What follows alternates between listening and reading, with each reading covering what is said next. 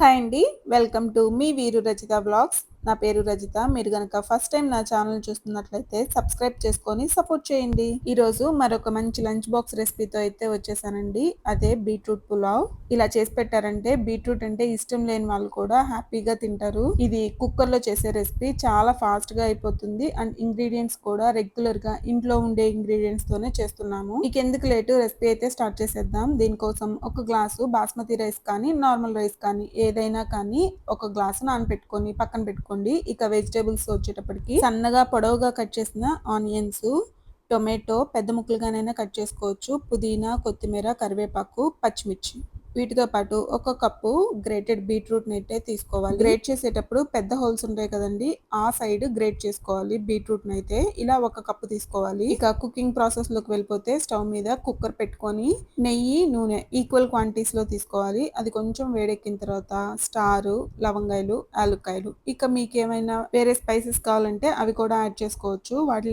వీటితో పాటు బిర్యానీ ఆకు కూడా వేసుకొని అవి ఫ్రై అయిన తర్వాత ముందుగా కట్ చేసి పెట్టుకున్నాం కదండి ఆనియన్, పచ్చిమిర్చి, కరివేపాకు, కొత్తిమీర, టొమాటోలు అన్ని వేసేసుకోవటమే. పులావ్ కానీ బిర్యానీస్ లో కానీ ఆనియన్స్ సన్నగా కట్ చేస్తే టేస్ట్ బాగుంటుంది.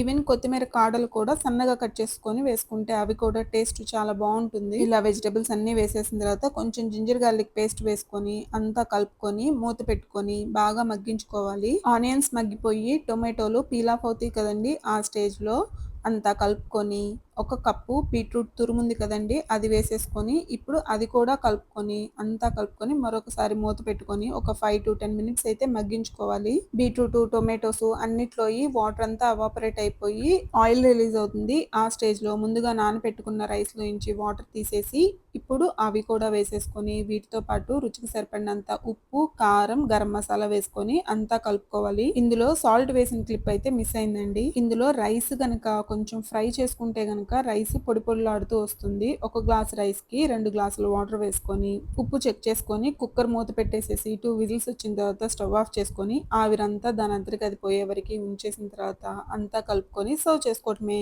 కుక్కరు ఆవిరి దాని అంతటా అది పోయి ఒక 2 మినిట్స్ అలా వదిలేస్తే గనక రైస్ సెట్ అవుతుందండి, పొడి పొడిలాడుతూ వస్తుంది. అంతే అండి, లంచ్ బాక్సుల్లోకి ఈజీగా చేసుకోగలిగే బీట్రూట్ పులావ్ అయితే రెడీ అయిపోయింది. నచ్చితే గనక ట్రై చేసి ఎలా వచ్చిందో కూడా కమెంట్ చేయండి. ఈ వీడియో మీకు ఎలా అనిపించిందో కమెంట్ చేయండి. ఈ వీడియో నచ్చితే గనక ఒక లైక్ చేయండి, షేర్ చేయండి, సబ్స్క్రైబ్ టు మై ఛానల్. మరొక మంచి వీడియోతో మళ్ళీ కలుద్దాం. Until then by.